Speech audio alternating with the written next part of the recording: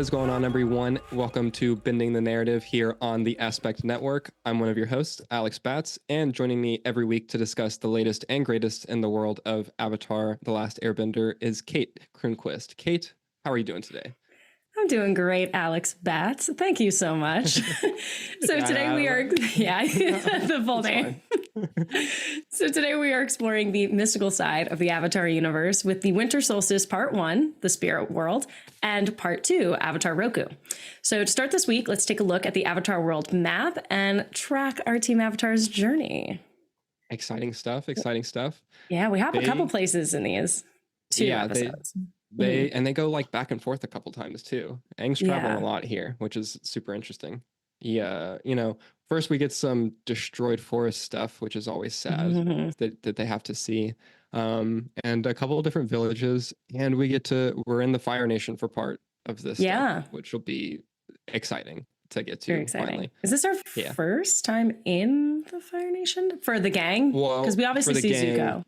Yeah, because for the gang for sure. So we get a little bit, I guess, of Fire Nation whenever Zuko and Iroh are getting their ship repaired and stuff.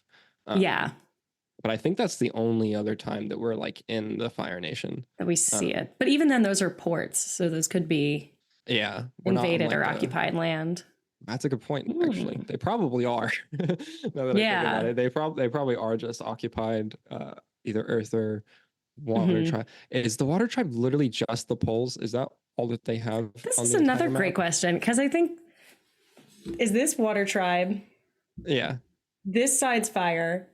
This is this all Earth? I think, That's wild that they literally were just like, the Water Tribe just gets the Earth poles. Kingdom has Earth. Yeah. And the Water Tribe is on ice. And then this is all volcanic land, so I'm guessing that's why. Yeah. Interesting. And I feel like they really got screwed on that as far as the land division. Poor water, But I guess do they have the rest of the ocean? They have some islands, maybe. That's a good point. Yeah. I don't really know any others. So I mean, but who else is inhabiting that land? So I guess they technically do get the most land because they have the ocean. They don't even get any land. Yeah. But yeah, that's interesting. But yeah, so this is the first time in at least in part 2 of the Winter Solstice that we'll see Fire Nation proper land and stuff with the crescent. Is it just the Crescent Island? It's just the Crescent Island, I think. The temple, the fire temple. Super exciting. I love all of that stuff. So cool. It's cool. And then the two villages that are tucked between it's this mountain range. I love seeing all the foresty mountains and stuff like that. I'm a big forest person, so I'll always take that, even though half of it is destroyed here, which is destroyed. It's kind of our inciting incident. So, I mean, as Kate said, this week we're learning a lot about the Avatar with episode 7, directed by Lauren McMullen and written by Aaron Assaz, and episode 8, directed by Giancarlo Volpe and written by Michael Dante DiMartino.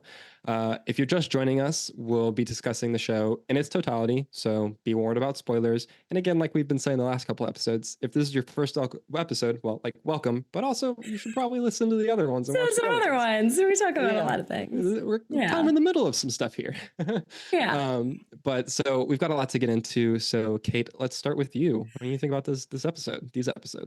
These episodes, both part 1 and part 2. These are so great. This is our catalyst into the whole rest of the series. These 2 episodes. This is the groundwork for okay, we're setting up the ending, where we're going, so you know exactly what kind of journey we're going on. These 2 are big foundational blocks, even though some people claim part 1 is mostly a filler. I want to fight them. It's our spirit world introduction. It's you were just saying, it lays such a foundation for one of the biggest parts of the lore besides bending, right? Yeah. Is the spirit world is the other thing. We don't hear about that in any other, barely. It's maybe mentioned the spirits or something. Or but we really get into it here and actually that these are spirits are they're gods almost.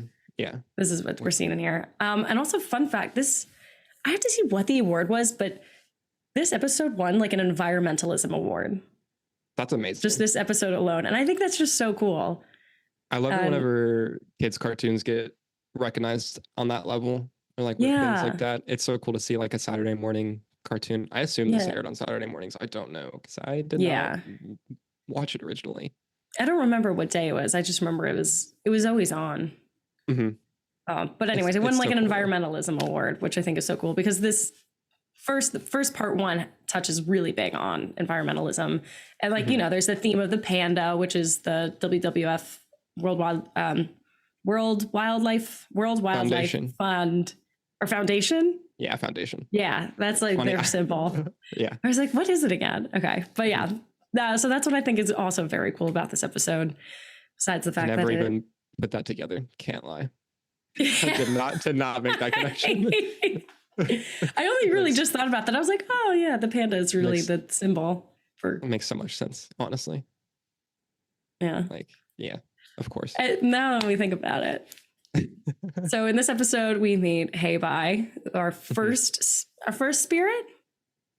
Yes. Yeah. Right. Because all the other animals and stuff are just regular. Or just regular animals. This is our first spirit we meet, and he's the spirit of the forest. Fun fact: Hey Bye in Chinese it means black white. So hey, black, bye, white. Which I just think is great. Black and white, and then we also got it's black and white. Yeah, like a panda bear too. Yeah. And the character design, actually, a fun fact again for my anime fans, I like to talk about this weekly. It's Hey Bye, the monster big creature version? when he's in the monster version is inspired by one of the angels from Neon Genesis Evangelion, and I think it's either the third or the seventh angel. Both very similar, but it's very heavily inspired by that. So I think that's very cool. See that. Even that, like, I have a very like, I haven't seen any of that, but like I've seen art or stills or whatever stuff just like online from the show, and I can definitely I can definitely picture like that type of style and like being mimicked here. Yeah, like I can see the inspiration definitely. And I just do love that how throughout these episodes you really see their love for animation and their love for anime as an art, and how much they pull from it. No, it's awesome. So it's very cool. Let's go by this episode play by play. So we start with the gang, beautiful kalimba music. I do always love that most of the episodes start and end with that. They see the destruction of the forest and they realize, they point out too that it's Fire Nation that does it. Which again, it's deforestation. We see them more deforestation, like taking the resources of the lands, like they're just continuing their march across everything, and like how they ruin everything. How they ruin everything in their path. Yeah. And I think it's described in the live action as a show of power, I think, or they just did it because they could. Yeah. Because they could. But I think in this, they describe it as it's like it's a, I don't know why they do it. I think it's well, I think you have their territory. I think it's partially that, but I think it also, like, because of where we just came from with Imprisoned, like we know that they exploit the land for its resources. So like it's just continuing that theme that we just saw, which again in the live action one we didn't get because we didn't get that episode. But so like you have that already in your head. You're like, oh, this is just another way that they're exploiting the land and stealing resources. Like it just and not caring about the world that they're in, not respecting it. They just want to trample over it and rule it. Yeah. They just want to conquer. Terrible. So, and then in this episode, we're back to the format of hopping between Zuko and Iroh and the gang. So right after we see the forest, we hop back to Zuko and Iroh in the bamboo forest. Iroh's chilling in a hot spring. He heat him by himself. I love there's a little line Zuko says where Iroh's like, hop in, melt your troubles away. And Zuko's like, my troubles cannot be soaked away. He's just so funny. He's a dramatic teenage boy. I love too, before cutting to them, like whenever they come across the burnt forest, you again really see and get an example of Aang feeling incredibly guilty about being gone for so long. He's like, it's my fault that this happened. Like if I was here, I could have done something, and like I was supposed to protect this. Bless you. Thank you. The mic didn't pick it up. The quietest sneeze I ever had. That was wild. But like, yeah, you really see that guilt again, like bubbling in him being like, this is my responsibility. I need to do something about this, which I think is really cool to see that coming to the surface more for him and like pushing him further to like him knowing that he has these responsibilities that he needs to be responsible about. Like he really is starting to feel the weight of it all. And it is a heavy weight to lift. Yeah, I can't even imagine. And he's 12. Like, and he's 12. I at 12, I couldn't even handle homework. Like, right? Yeah, let alone stopping deforestation. Like, yeah, it's like saving the world. Yeah. It's interesting that Iroh uses steam from his nose to heat the hot spring. Yes. And like we were talking about it a little bit last episode, but the different subdivisions of bending and what like where the lines are as opposed like because steam like, is water, but I guess they're just using. I guess he's just using like low heat. Yeah, just and so it just becomes steam because of the water that comes off. I guess will probably be how it works. It's just like because I heard, didn't somebody say that firebending is like they warm the molecules? Yeah, it's not like just fire; it's warming the. Yeah, it's like actual like heat itself as opposed to fire. It just in most instances comes out as fire because that's the like go-to thing. I think is how that would work or make sense. But yeah, because like Iroh does heat up like his tea when it's in his hands, like. Which makes sense because you're like, I mean, if you can shoot fire out of your hands, I assume that you can just like warm stuff up. Yeah, that would like go. But yeah, it's just a super interesting thing, and that's again them just like using the bending in an interesting way. All right, and then Iroh's naked, and I love this little bit they do that I'm like funny. Actually shocked for a kid's show that I was like, they got away with that. That's great. Yeah, it's funny. Then we cut back to the gang in the forest. Katara tries to cheer up Aang we actually see this early on, which this solves kind of the problem in this whole episode, that Katara is like, there's acorns, so the forest will grow back. And that is what happens with real forest fires, that acorns do fall from trees, and that's how the forest regrows. Yeah. And then an old man approaches them, and then he asks for help in his village. And then we see that this village is completely torn up from this monster Heibai that attacks and abducts a couple of their own. We also learn in this scene that the winter solstice means that the spirit and the real world grows closer. Yeah. And that also Aang said that there was nobody to teach him about the spirit world or any of that. So he doesn't know any information about the spirit world, even though he's supposed to be the expert on it. Which the Avatar scene, we get like so much again here. One, I love the character moment of like the dude being like, "You're the Avatar," and Aang looks to Katara for confirmation to like and she like nods, and he's like, "Yeah," which is just so. I didn't catch that. As like he literally like before he is like yes, he like looks at her and she nods, and he's like, "Yeah, I'm the Avatar," and like it's just such a cute little thing where like. It's good. It's good character stuff. Like he really trusts her, and it's just a small thing. He's like, is this the right thing to do in this situation? She's like, yeah. And he's like, okay, yeah. And so that's cool. And then also learning that like Aang is like, I have no clue about any of the spirit world stuff. Yeah, he's like, I'm a 12-year-old kid. I don't know. Yeah, he's like, nah, I know I'm supposed to know this, but I don't. Yeah, but I guess I'll figure it out. Spoiler alert, he does. Yeah, which is great. Anyways, now we cut back to Iroh. He fell asleep in the hot tub, and earthbenders capture him, which looks painful. There's like all the pointy rocks jagged, and no thanks. And naked, ouch. Then I do love that the earthbenders, they do notice that he is the Fire Lord's brother, and they know his face. I think that's interesting. Then we learn that he has this nickname, the Dragon of the West. Yes, which is sick cool nickname. Yeah, we don't hear that before, right? I think Zhao uses it. Yeah, Zhao probably does. He probably says something about like the famous Dragon of the West or the famed Dragon of the West. I actually don't think he says. He says, I know we're talking about the same scene, I think, but they're at the port. He mentions laying siege to Ba Sing Se. I know. Yes. It's like what? Because he's like trying to be like demeaning about it because he's like he like gave up and stuff. But I can't remember. I don't know if he says Dragon of the West or not. Interesting. But interesting thing. But we learned that that's his nickname, and it's a sick nickname. Yeah, I want that tattoo on my back. Or it's reemphasized. Yeah. Yeah. And then we go back to the village. The sun is setting. Aang's waiting for Heibai. Heibai shows up, wreaks havoc. He destroys the buildings, and then Aang tries to calm him down, and he has like this Godzilla moment, Heibai, where he is it laser, whatever it is. It's just pure energy. He just like pure energy comes from his mouth. Yeah, it's sick. And I thought it was cool. It kind of looked like a Godzilla moment, and I'm wondering if that's. They kind of do have a couple, homages to Godzilla in this show, which will come at the season finale for this show.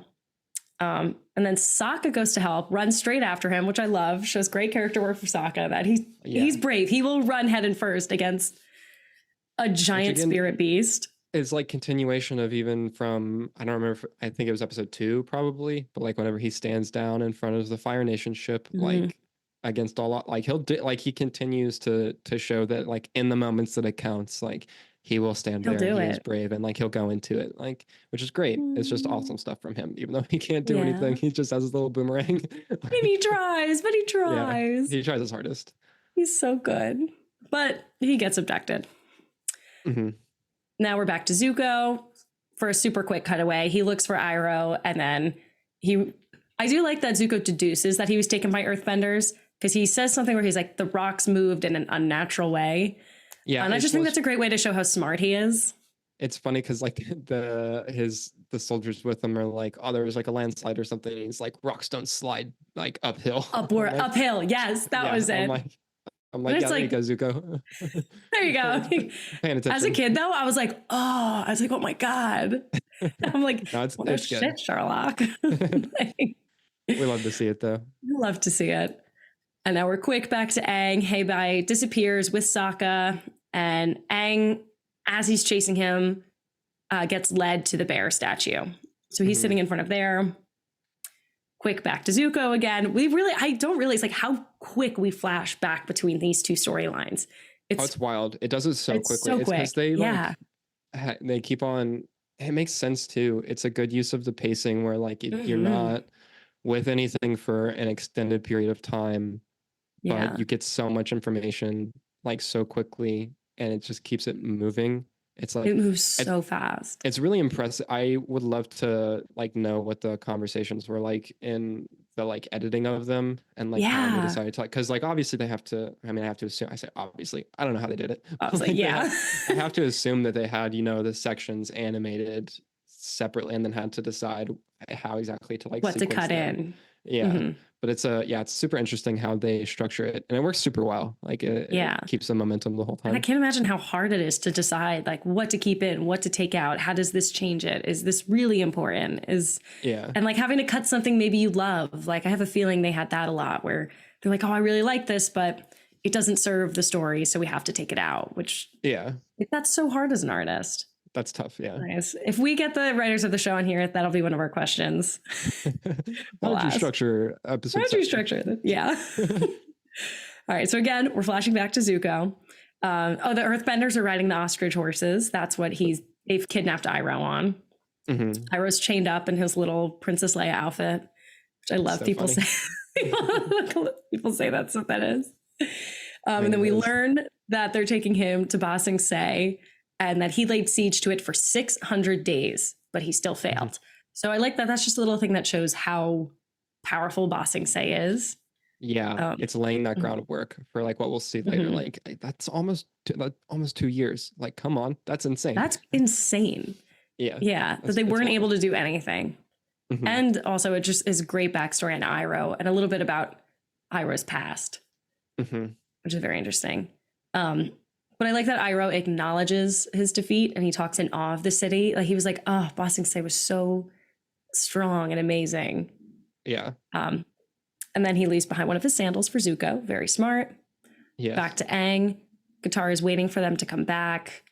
And I made a little note here. I thought it was so cute. Like she stands there waiting for Sokka and Aang to come back. And I'm wondering if that's probably the same thing she did when her father was taken away or her mother was taken, if she just waited maybe for them to come back and waiting. Like it's so sad. It's such a sad little moment where she's just like waiting and they're not there, like not knowing what's going to happen. Now we see Aang has crossed over into the spirit world and that he cannot be seen by anybody else. This is the first time we enter the spirit world as the audience, and that we know that you can enter the spirit world. And he's blue. He looks like, what's in Star Wars? The ghosts. The Force ghosts. The Force ghosts. Yeah, he kind of looks like that. And we learn Katara can't see him. He's like waving his hand in front of her. He's like, I'm right here. And Appa comforts Katara. It's so cute. Yeah. Oh, it's adorable. It's so cute. We also learn Aang can't. Oh, I think we're about to say the same thing. He can't bend in the. He can't bend. World. Yeah. Yeah, which is a huge thing. Like that's very important. Yeah, because that's tough. And then a dragon appears, and this is the first time I watched this, and I was like, what is he doing? The dragon like touches Aang with a whisker. I think it's a whisker. It's something. I mean, yeah, I have to assume that those would still be classified as whiskers. They're like his mustache. Yeah. Like, what is it on catfish? Like catfish have that, don't they? They're still whiskers, yeah. Are they whiskers? I think. Fish experts, let us know in the comments. They're for sense and stuff, I think. And so I know that's what they do on cats. So I have to assume they're still whiskers. Yeah.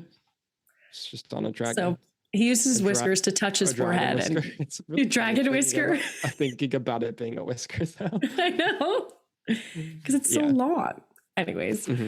Touches Aang's forehead and it gives him a vision of Roku on his dragon. So that's how Aang learns that's Roku's dragon. Yes. Or his animal guide. Aang calls him an animal guide, and he said, like, Appa is to me. So then we know Appa is like spiritually connected to Aang. Yeah. Which is really cool. Cute. It's adorable. We love that bond. It's a great little interesting fun fact. So now we go again, another flashback back to Zuko and Iroh. So Iroh, this is very important. We need to talk about this. Iroh, while being kidnapped, sees Aang on Roku's dragon fly by. Yeah. He's the only one who sees this. They're in the spirit world. Right after we just established that you cannot be seen by others while you're in the spirit world, or that you can't be seen by like normal people while you're in the spirit world. So like that's laying a lot of like groundwork for Iroh as a character that they don't really get into for a long time. Like like why can a character who laid siege for 600 days to an innocent place to Ba Sing Se, why can he see spirits? It's a very interesting thing where you're just like, it's a very important note, and like the fact that they spend time to emphasize that is very interesting. Also, that's just so funny. Imagine you're just out doing your thing, you just see someone on a dragon go by, and you're like, okay. Like, and especially because Iroh has to know like the significance of a dragon, right? Yeah. And so he's like, and what's happening. He probably knows. Like, I wonder if he knows if that's Roku's dragon. I feel like he has to. Well, maybe. We'll get back to this. Yeah. I wonder, did we ever figure out exactly how old Iroh is? Oh, that is a great question. Because I mean, like, he's not. There's no way he was old enough to know Roku, obviously, because he's Sozin's. Yeah, brother. no. Or not Sozin's brother. He's Ozai's brother. Obviously. Yeah, but like, I wonder. Well, he's got other connections and stuff. We'll get into it. We'll get into that. But that's we'll look that up later. Guys, we'll figure that out. And Iroh does a really cool trick. He uses steam, again, to heat up his handcuffs, which helps him escape the earthbenders, which I think is cool that if he heats something up on his hand, that's like his body, like firebenders can obviously get burned. Zuko. But I assume they're more resistant to it if they want to be, maybe. I don't know. No wonder. Another thing to think about. Interesting levels of the bending. Yeah, we should have a whole segment on this where we talk about the levels of bending and how everything works. Yeah. All right, but Aang, while on this dragon, now he arrives at Roku's temple, and we see this beautiful giant temple, which actually it's inspired. What is it inspired? It's inspired by a real temple in China. I forget what it's called, but it's very cool. Like the pointy edges, everything. It's when I saw a picture of it online, I was like, oh my God, it's the same exact thing. That's Roku's temple. They made it a real thing. It's been there since like 600 BC, but yeah. But and then the dragon shows Aang a comet, which is very important. And then he explains that the statue is a calendar and Roku can be talked to on the solstice. And then we're back to Zuko. We see him tracking Appa, see him tracking Iroh. He sees Appa, but we see him make a decision to not follow, which I think is very important character-wise. Just like that small little scene is a great way to show him. Yeah. It has so much to show like how he's grown and where his priorities are at now. Because like Zuko in episode 1 absolutely would have just followed Appa and like not gone for Iroh. It'd be like, well, my entire purpose is to find the Avatar, and clearly he's this way. But now he's like, well, I gotta go to get Iroh, which is amazing. And like it is at most in like 8-second scene probably. Yeah. And you're like, oh, he's growing. Again, show don't tell. Like it shows you so much without having to say anything. That's on our new t-shirts. Show don't tell. About this whole show. All right. And then Aang, he gets back to his body and he gets back to the village. We're back to Iroh. They're about to actually crush his hands, but Zuko comes back. We see his decision that he made. He comes back to save Iroh just in time. Yes. Also, I thought it was interesting. Zuko breaks the chains with the bottom of his foot. Hard. He just has steel, like heeled boots, I guess, instead of steel toe. Steel heeled boots. Like say that like, 10 times fast. Steel heeled boots. Yeah. I don't know how he did that, but that's a sick moment, honestly. Zuko's strong as hell. He's pretty strong. And then I read again, Iroh's having his Princess Leia moment with the chains where he's like, yeah, he looks great. He looks great. So they fight the Earthbenders, the Ba Sing Se soldiers together, Zuko and Iroh together. They do a lot of really cool creative moves. They fight together. They use their own moves separately. It's really great. We see a lot of great action in that scene and a lot of great firebending. And it shows us a lot about the two of them. Yeah. Now we cut back to Aang. Heibai appears as he's back in the real world. And Aang touches his hand to the spirit's head. And he sees that he's the spirit of the forest. So I guess Aang learned something while in the spirit world. He learned that he can do this and he has this connection and communicate with the spirits. And Aang realizes, he's like, oh, you're probably angry because your forest burned down.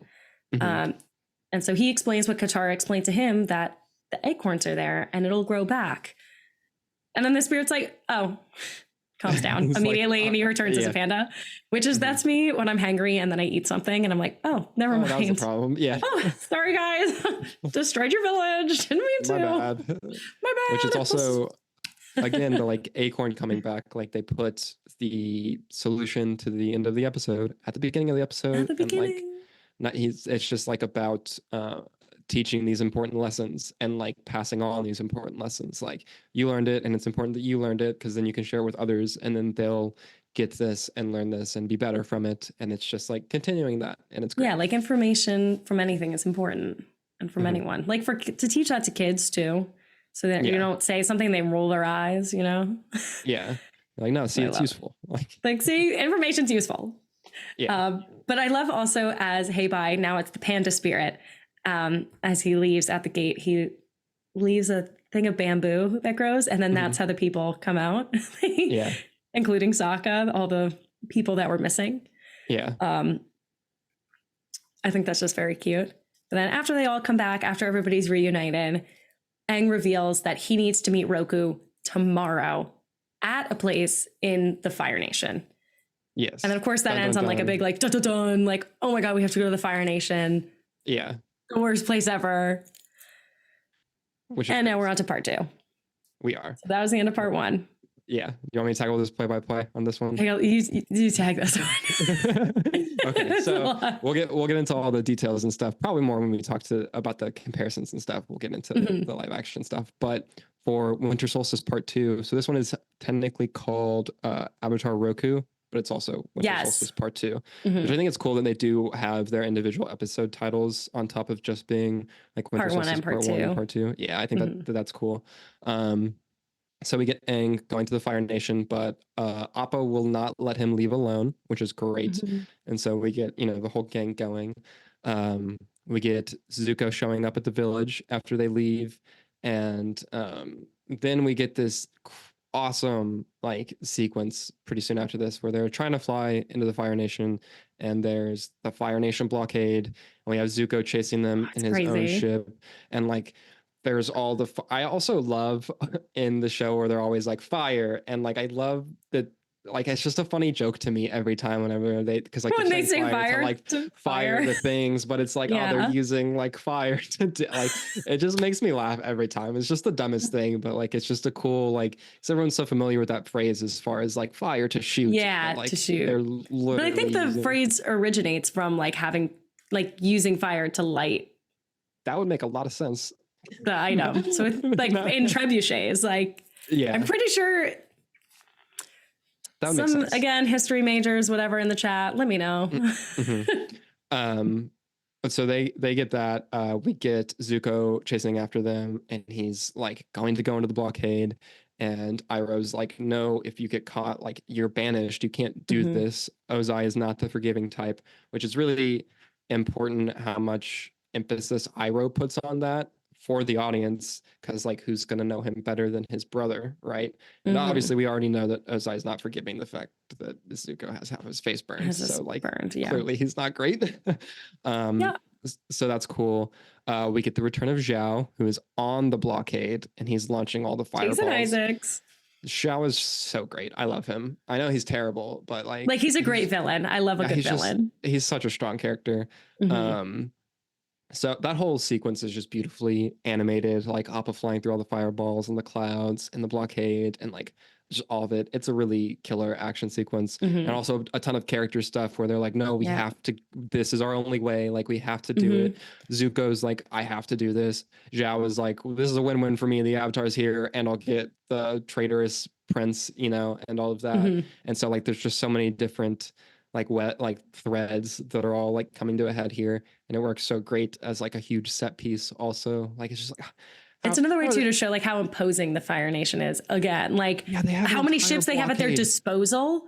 Yeah, just like they could just do that at all just times. To have Jill in there at all. Is that there at all times? I have to assume that they're just like guarding their territory like that. Like they just have it set up in front of the island, and so like yeah, I have, because like they didn't get word that the Avatar was coming there. They couldn't have, I don't think. Yeah, Like Zuko was chasing him, but he's not trying to report back to the Fire Nation or anything, because like he wants to catch the Avatar. Yeah, capture himself. And so like yeah, they just have like 100 ships out there, like going each way. That way, like they're always in the way.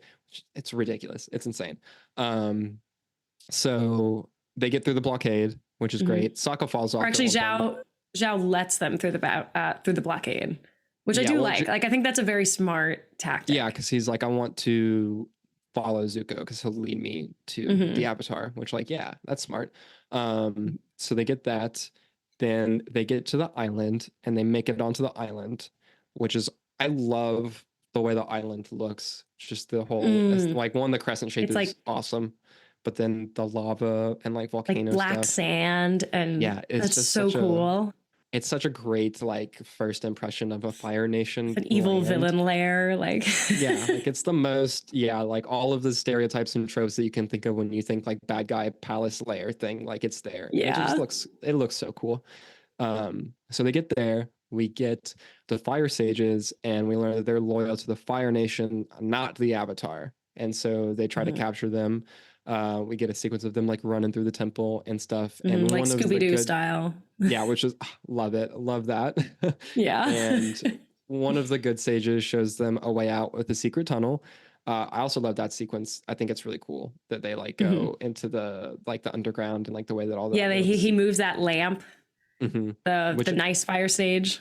Yeah, he's like, here, like through me, and they're like, how can we trust you? And he's like, you don't have any choice, which always like that's such a good like that's character. True, like yeah, it works in every context always. You're like, oh well, they got to go with him now.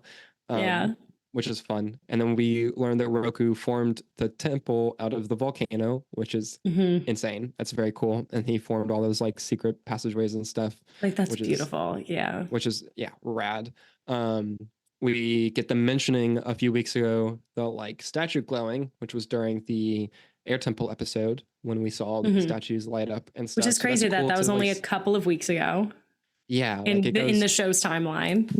It's just so smart of like situating events into the series and like being like, hey, remember Mm-hmm. this thing? Like this did matter. These are the characters that were there that Yeah. saw it, and like that's like the impact of it, which is really cool. And the Fire Sages have been forced to serve the Fire Lord. And then again, like I was mentioning a few episodes ago, we get another example of this door can only The be opened doors. by either an experienced like one like master firebender, so the avatar, Mm-hmm. right, who's like skilled enough to do it, or like needs 5 firebenders to open the door, which is super cool. It's just again the like locking Mm-hmm. mechanism that the different nations would use to like secure the stuff that they need secured. Like And it's I just a love smart that. thing. And then we get a well, one before we get the solution, we have Yeah. Zuko or Sokka saying that he has a solution, and then we cut to Zuko, who like uses the fake smoke trail from the main ship to like scurry along in a smaller ship, and he's like, "You keep going this Mm-hmm. way, and Which Zhao I will love. follow the Like ship."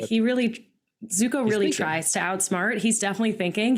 yeah, He can't totally outsmart them yet. He's not there yet, but I do like that. Like he's he's getting there. trying some He's tactics. Yeah, on he's he's on getting the right there. path. He's Like on the right he's path. he's trying his best. He's He's just trying his best. he's not completely there. There's a reason Zhao's a commander. Like And that's like, it's yeah. And that's kind of Zuko's whole character thing is that he tries his best. yeah, and like he gets there eventually. It just takes a little bit. Like And just give him some time. yeah, give him like 3 books and he'll get there, it's Give like him three like seasons. like Trust 60 me. episodes and I he'll can be good. fix him. Please. um so we get that, and then we get Sokka's solution, which is him making little Mhm. bombs to mimic. Genius. Yeah, which I love every time that they're able to emphasize his skills outside of direct combat, because Mhm. that's such a big part of his character and what he's able to bring to the team and to the like larger world eventually. Because And he's so not it's a cool. bender, but he's the He's got secret some brains. he's got some brains. He knows how to like he can do stuff. And so it's cool seeing him make the like little bombs to mimic firebending. But then it does not work. And so they're Mhm. like, "Oh, what are we going to do?" And then they pretend that Aang is already inside. And so when the fire sages show up, they're like, "Oh, the avatar must be in there." And so they open the So door. great. I love like It's what an other honestly genius solution. Like it's such a smart solution. Like mhm. it's so good. You're like, They're "Oh, like, no, but they'll open it to get in there because they think he's in there. yeah, It's because like, it oh, looks like it would have. duh. That's so smart. It's fantastic character Yeah. moments. And so the sages show up, they open the door, and then Zuko shows up and he grabs Aang to like sneak Such a good away. reveal because they're like, Aang, go now. And like he doesn't move. And they're like, Yeah. Aang. And then And then I don't Zuko's know what got Zuko him. says, but he's like, haha. It's probably exactly what he says. He's like, Probably ah, I exactly got what he him. says, actually. He goes, I got him. Yeah. So he grabs him and sneaks away. And then Zhao also arrives and his Mhm. men grab Zuko. So that's cool. And And then Aang is then allowed to slither into the yeah, he like gets in barely just by before the they time close. yeah, before the Mhm. doors close. And so then we are able to get him in the main chamber for the temple, and that's when we get Roku's spirit emerging. So he's voiced by actor James Garrett, who He's a I know you, great Shakespearean actor. yeah, I'm not His familiar with his other stuff, but he crushes it here. his voice is so awesome. The It's way he very talks, commanding and like very command. It's very he's you could just hear the Shakespeare training in that you can voice. hear like the wisdom and the like just all of it. It's perfect for It's the Roku. perfect cast. Perfect cast. So this is where we learn about Sozin's comment and how the Fire Nation harnessed its power to strike at the other Mhm. nations like 100 years ago. And now that Ozai will use it when it returns again to win the war. So it's like the fire Mhm. comet is stronger firebending, equivalent to how the moon is stronger waterbending. And so I really like that Mhm. like contrast that they've got there. Yeah. But this is like this is where we get the ticking clock for the rest of the show. Like we learn that Aang has to This master is the the four biggest thing. elements. Yeah. Yeah, by summer's end, and like now we have the timeline for the rest of the show. Like Yeah. they don't have time for all of the side quests that they want to do now. Yeah, they Like don't they have time can for the make fun. They don't have time for this. Like they have a short, strict deadline, something that other avatars had their whole life to prepare for. Aang now yeah, has barely a summer. yeah, which is wild. And Insane. it's really cool that we're 8 episodes in and they've done a good job up until this point of like keeping things moving and keeping you still engaged in the plot. But then this really just like kicks it up to like, this raises the stakes beyond. Yeah, we now have very real, like tangible, they only have this amount of time. He has to do this. Like this is the real threat. Also, this is the first time we see Ozai, which is cool. We get him in like the fire silhouette. I believe it's the first time, right? Because we don't see him before this. We haven't seen him at all yet. So I didn't realize that we see him in the silhouette. You're right. Yeah, because whenever Roku's talking, he's like, Ozai's going to use it to, and you just see his silhouette and all the like flames around him and stuff, which is like such a sick shot. So cool. Yeah. But yeah, it like established, not that the villain wasn't already established, but like firmly establishes like the end game villain, what he needs to do by the time to defeat him, what'll happen if he doesn't. Like we know what happened the first time Sozin's Comet was around. Like obviously this would be terrible. And so it really just like sets the stage for the entire rest of the season or the series, which is great. And then I love the line that Roku, like Aang is like, I can't do this. And Roku's like, you've done it before. Which is like talking about all that. It's you so will good. Because you have done it before. Yeah, like in you can other do lifetimes, and which is just such a good like reinforcement of so many of the themes of the show, and like so many and like something he needs to hear because he doesn't have any masters right now. It doesn't have anybody to he like feels so hopeless. And to be able to hear that from Roku, he's like, oh, cool. Like, I can do this. Like, you believe that I can do this and you're me. So like, I believe that it's just like a whole, like it feeds into itself. And it's just such a, like, it's such a great moment and great thing. So that happens. We get Roku helping the gang make it out of the tower by taking over Aang's body and fighting for him. And I'll talk more about this moment we compare to the live action because this happens. That this is way different than what happens with Kyoshi and all of that stuff. But we'll get there. So Roku helps the gang get out and get away from everyone. He destroys the entire temple with lava. It's just it's a cool action sequence. Everything getting destroyed, combat, Zuko running away, Katara and Sokka and Aang are able to escape on Appa and all that stuff. And I realized too, like the little fire sage that helped them, his name was Shayu. Oh, done. They just leave him there. Rip. Yeah, he's what happened to Shayu? He did what he needed to do, but you know. Did they take him away? I mean, they're like, hey, we'll win this war. You'll be out of there soon. I mean, maybe he's a firebender. Maybe he was able to like, I don't know, get away. Yeah, maybe he figured it out. Maybe he went into like the tunnels and like there was one that went out onto the beach and he just like was able to I don't know, maybe I'm gonna pick that in my head. Yeah. that was his happy ending. So yeah, I hope he got away. That's it. And then we fly into the moon, into the night sky with the kalimba music to close it out for the winter solstice. I love that music so much. Which is great. I love a kalimba. Yeah, those are the two episodes. The like recaps and stuff, the play-by-plays. Stuff. And we'll take a short break. And when we come back, we're going to talk more about these episodes, more in depth, and our opinions on them, and also how they compare to the live action version of the series. We'll be right back.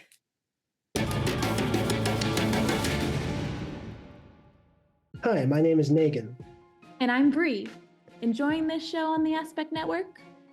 Then check out Viltrumikes, an Invincible podcast.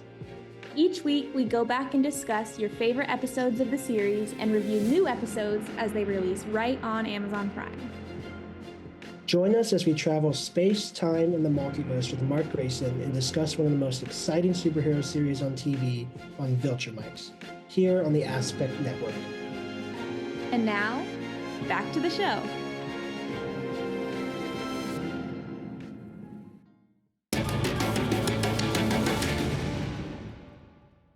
Welcome back to Bending the Narrative. Each week, we dive into Netflix's Avatar: The Last Airbender live-action series. While you can find our overall thoughts on the season in our first episode, throughout Book 1, we will be discussing in further detail how each episode compares to its live-action counterpart.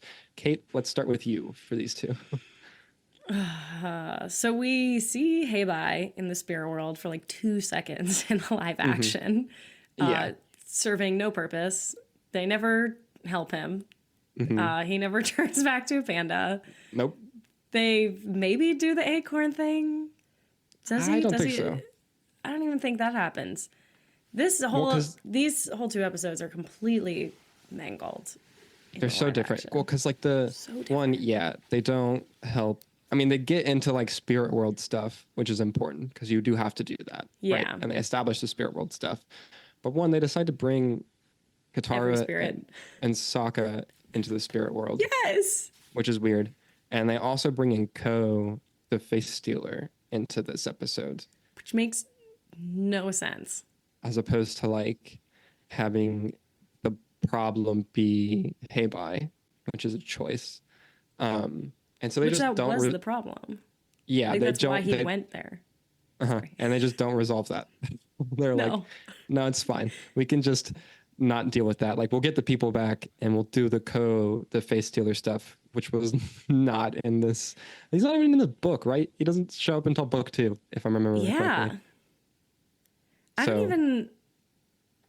Why? That's my only question. Why? What is he doing? Yeah. And like, why does Aang know? Like, how are we as an audience supposed to know even what that is? He gets explained in the animation by what's his name? The waterbending avatar. Karuk. Karuk, yes. Yeah. He gets explained by him like his face got stolen. Or not his face, his lover's face got stolen by the face stealer.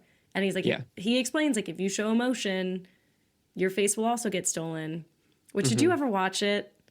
Well, you didn't watch it as a kid, but as a kid, I remember watching those episodes that come later on about the face stealer. And I would try to also not move my face or like when you try to hold your breath in underwater scenes. While they're underwater. That's while they're underwater. I mean, that's a sign of something like working well, when it gets that reaction out of you.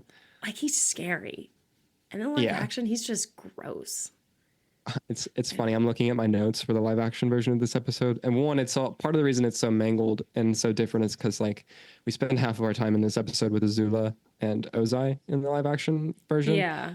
Who like Azula's obviously not in the animated series until season 2, so there's that, and it's just funny. In my notes, I say so many things. I'm counting like 5 different instances of me being like, X, like insert thing is whack. Like whack. And it just his hair, one of the other whack. His shorts, whack. Everything about him, whack. I mean, it's true though, because they use the spirit world episode in the live action to introduce as many of the spirit world things as they possibly can at once. Like, way to overwhelm us. Yeah. And there's a reason they don't do that in the animation, because you don't need all. It's like give the audience what they need in the moment. We don't need all of that stuff yet. There's a reason they took their time to get with it, to get a lot of that information until later on. Another big thing is that we see, I'm blanking on his name now, even though we had an entire segment titled after him in the last episode, but the owl, like we see him. Wanti. Shit. See, Wante Shaw. Why do I want to say it doesn't come out? Wait, it's right here. Wan Shi Tong. Yeah, we were flipping them. We were so close, yeah. Okay, but like he shows up in the live action version in this episode. And it makes just no sense. Why is he just... It's like they enter this forest, and this forest is just where all the spirits chill. Like they're not spread throughout. That's not even where he is in book 2. Like he's not in the spirit world, he's in his library. Like it's not. I mean, like he gives us information that's in a vein similar to like getting exposition information about the spirit world and things of that nature, kind of, but they just saw spirit world and were like, lore dump is what we can do. Lore dump is a great way to explain that. We don't even get any of... They miss all the plot, and instead they shove in... First of all, Gyatso? What are you doing here? Yeah, that whole thing was weird. And that's another of those things where I'm like, I get it. I could see it. Mm-hmm. Well, I get the emotional hook of it, and especially because, well, one, this is the other problem though. I get the emotional hook they're going for, as in like Aang's going to see him there, and like they're going to have the conversation, and Gyatso's going to give Aang what he needs to know for the moment, and then he'll be like, "We'll talk more when you get back," and Aang leaves, and like obviously he's not going to be there whenever Aang comes back to talk to him, because of course that's what you do in the story. Like, it's Yeah. one of the like 80 moments in the show where I was like, I know exactly what's going to happen next, or what's going to happen in relation to this, because they're the most obviously telegraphed storytelling 101 moves that you could possibly make.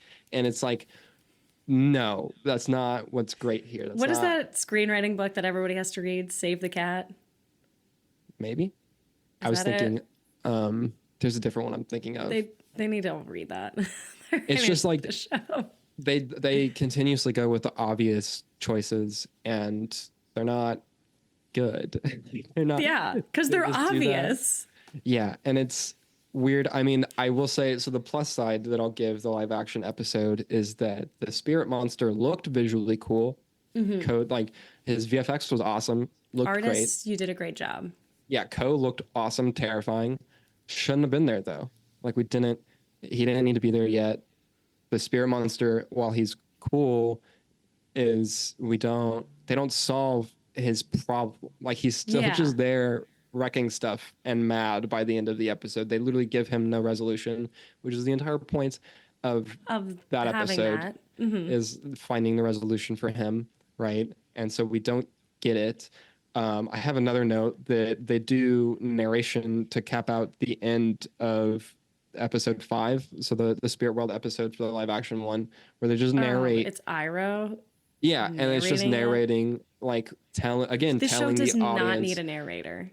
Like, it's just telling the audience how to feel, and then they do it for the next episode as well. Like, it also ends in them like giving a narration that's just telling the audience how to feel of like, and like what's happening. Yeah, and it's like, well, I know, I just watched the episode. Like, you don't need literally. I was like, I was there for that. Did you not just see me there? What? Yeah, so like all of that stuff, the Spirit World thing just gets completely mangled, and they lose the plot as far. And we as have this whole, now the Spirit World is all about Katara and Sokka, and it's all about them, because Washi Tong says something like, truths will be revealed that humans aren't ready for. And it's like, yeah, they just turn it into a trauma flashback episode. A trauma flashback. Like, it's like the truth is like, oh, you got to confront your trauma, which, like, again, is like the most obvious storytelling thing that you could possibly do. And like the most generic thing that you could turn the Spirit World into is like, oh, once you get in here, which, like, it's again to them like missing the point of the Spirit World, because a big part of the Spirit World is that it will react to your emotional state when you're in it,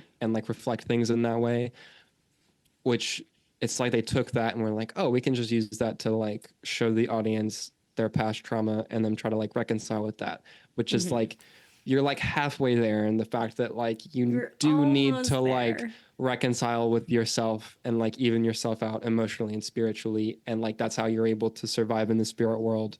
But like, we didn't just need to use that as like flashbacks for Sokka and Katara to, which like, make no sense, because we get that already, or like, I mean, that can be said, like we could be like, yeah, like, oh, which I might just be like right there erasing something from my memory, but I don't think that we ever see Katara's mom be murdered in the animated series, and they just show that. No, we don't see her get murdered, but we see her like protecting.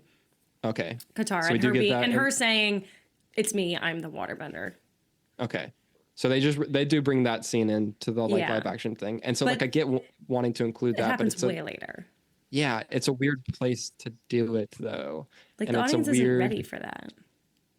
It's again just a weird thing of like taking because like the Spirit World episode in the animated series is about Aang figuring stuff out, and he does it in the live action show because of his conversation with Gyatso, but like not, which again is like you're taking it away from Roku and like that connection that he'll have there.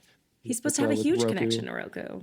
Yeah, which just that's like his past life happen in there, and it's like, okay, I guess like instead we can do it with Gyatso, even though it's really powerful. The last time we see him, we like don't see him really, we just see his bones. Like, that's a big thing. Yeah. And so it's like there's just all the choices just cascade into like, well, they did this, so they have to do this, and it's weird that they decided that way, which I just don't get.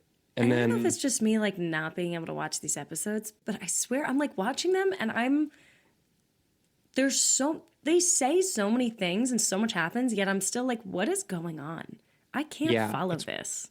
It's they're very weirdly, especially the live action Spirit World episode was very weirdly structured and paced, Yeah.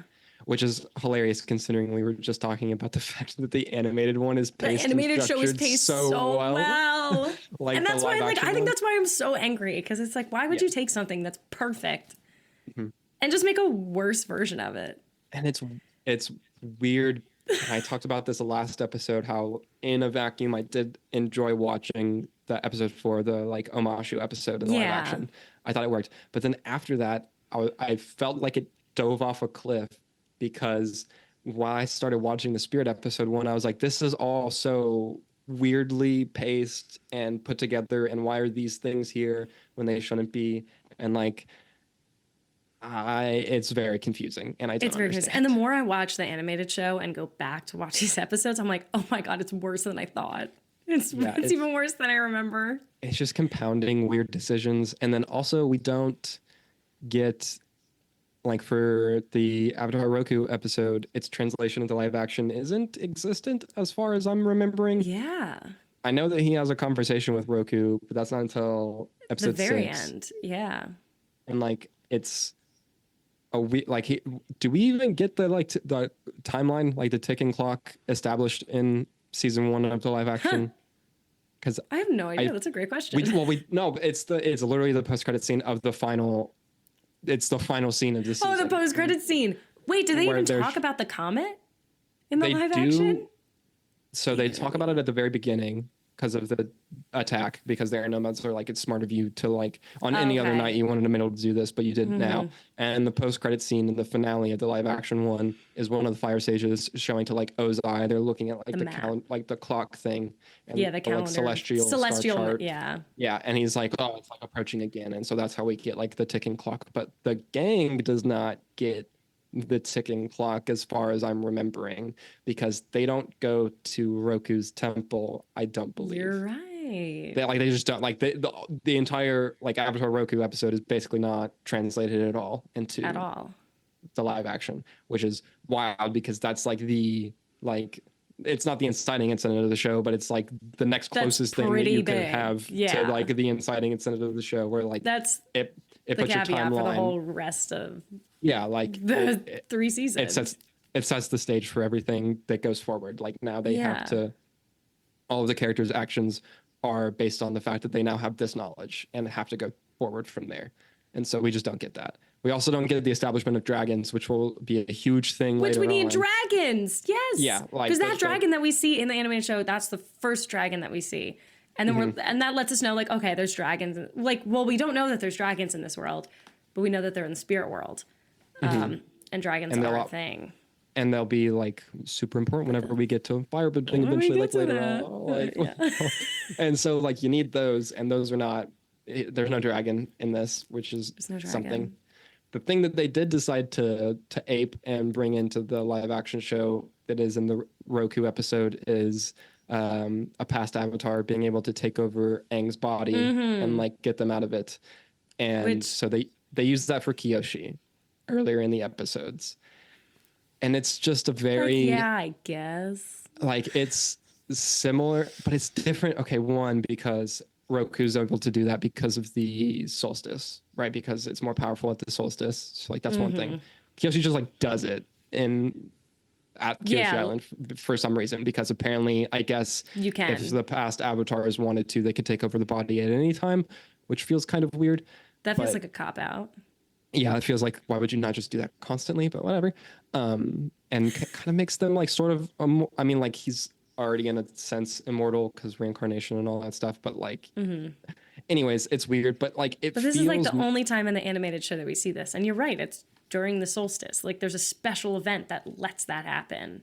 Which makes yeah, and it sense. also just feels much more earned in the fact that Aang has way more agency already in the animated series than he does in that. Because like that's my main problem with it in the live action one, besides it flattening Kyoshi's character, like in the conversation that they have. Like in the live action show, it feels like Aang has no agency to solve his own problems. Yes. And we've just seen him spend the last 8 episodes trying to solve his own problems and doing it mostly successfully. Like, he obviously has blunders, and like most of the time it's him messing something up and then like coming back and fixing it to solve his own problems. But like, that's agency for him. And like, in this instance, like, it is one of the examples of a Deus Ex Machina that they do kind of use in the show. Like, I will say that, like, where they're like, oh, okay, well, he can just use the Avatar to get out of it. He can just do this. Yeah. Which, like, yeah, you have, like, they wrote themselves into a corner where, like, the gang needed a special way to be able to get out of there. And that's even said in the animated series. Like, Sokka's like, can't you just go Avatar state and beat them all up? And he's like, no, I can't just willingly go into that. Yeah. Which is like a really great point to make. And it would be really lame if he could just do that, because it's like, just all the time. Then why wouldn't he just do that? It just like, it like breaks things. And so making it to where it's a very like location and time based thing that happens. And then also it doesn't feel like it takes away from his agency as much, because he's been doing so many other things that give him and his that give his character agency. So like, it's fine that it happens this time.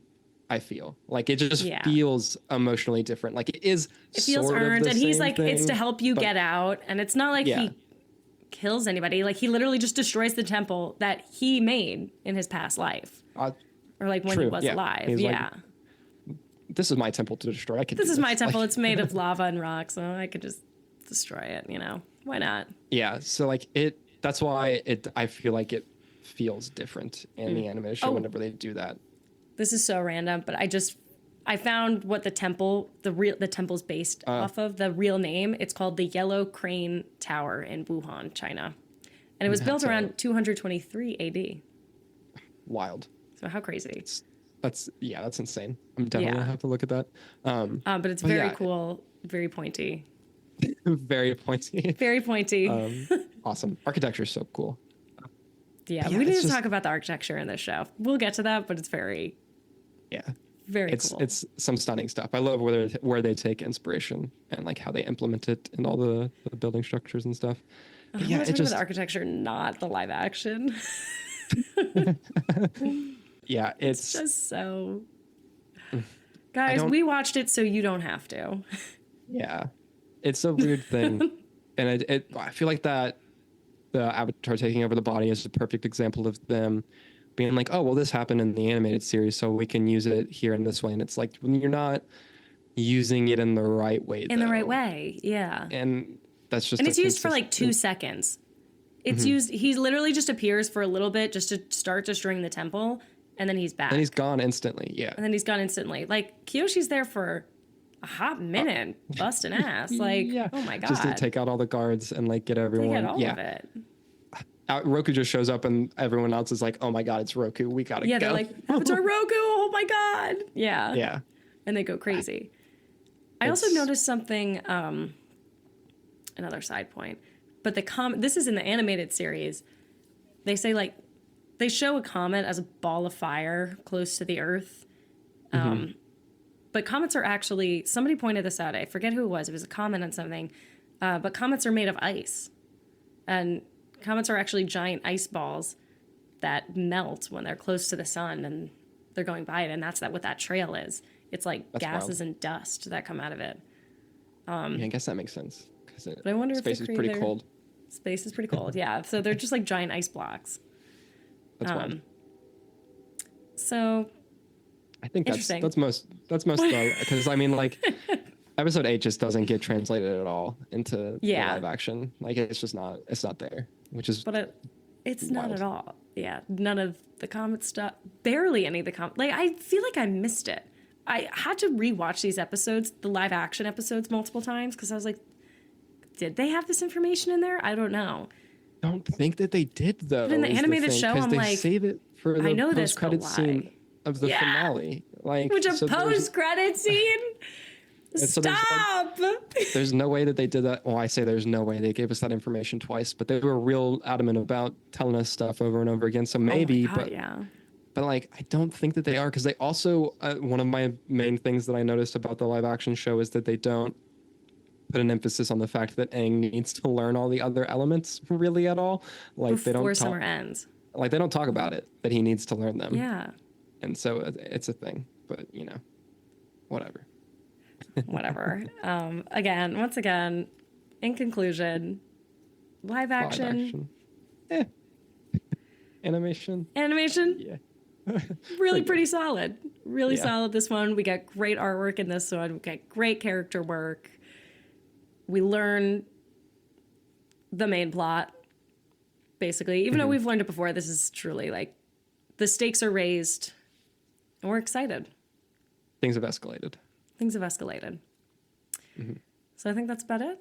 All right. Well, thank you guys for watching and tuning in to Bending the Narrative. Next week, we will be setting sail with some pirates in the waterbending scroll. But before that, Alex, where can people find you online? You can find me online at AP Batman with 2 T's, whatever socials, I'm on there. Great. You can find me online at Kathy Official, really only on Instagram. Please be sure to subscribe here, though, to The Aspect on YouTube or any platform where podcasts are found. Please give us a like, leave a comment, turn on that bell for notifications. And you can also find us on Twitter/X, Instagram, and TikTok at The Aspect Co. Thank you guys so much for listening. And Flameo Hot Man